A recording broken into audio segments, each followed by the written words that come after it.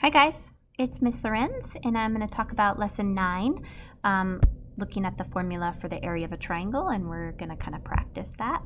So in number 1 we had to record the base and height, and then we had to count them up, the measurements of the base and height, and include them into the table right here. So if you'll take a look at A, I'm calling this the base of 10, the height is 7, and so the area is half of 70. So I'm going to write 70 divided by 2, or 35 square units. That's a little too small. How about that? All right, in B, I found that this is, I'm going to call this the base and this the height, and so the base is 6 and the height is 11. And so 6 times 11 is 66, divided by 2 is 33 square units. In C, I'm calling this the base, and then this is the height over here. So it's 10 by 3, which is 30, but I need to take half of that, and that is 15 square units. And then in D, I'm going to call this the base and this the height. And so that's a 4 by 11, which gives me 44 divided by 2, which is 22 units squared. So to find the area with any given base and height, you can either take 1/2 times base times height, or the same thing is base times height divided by 2. Okay, so here's a right triangle. We had to name a corresponding height for each base. So if the base is side D, if we're going to call that the base, then the only height that's appropriate here, so we'd have to kind of imagine that D is extended so we can see the height is G because of this right angle that meets that base. So you're always looking for that perpendicular pair. So that goes with G.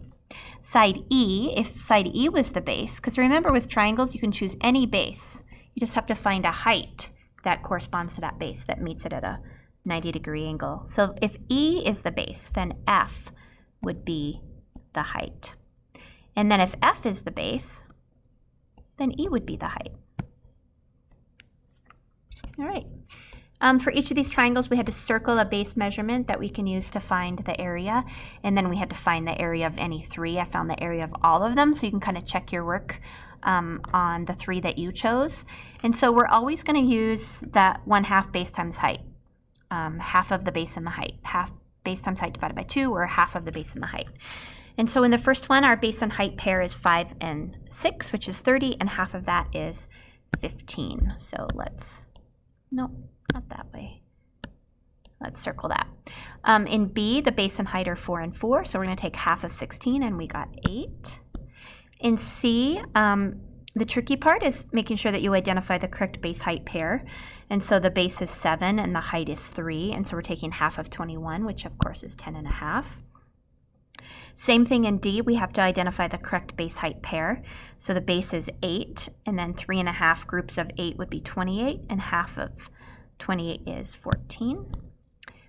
Same with E, you have to choose the correct base height pair, which in this case would be 6 and 5. So take a look. Same base height pair, different triangles, but if they share the same base height pair, they'll have the same area. All right, in number 4, you had to select the drawings in which a corresponding height and base are correctly identified.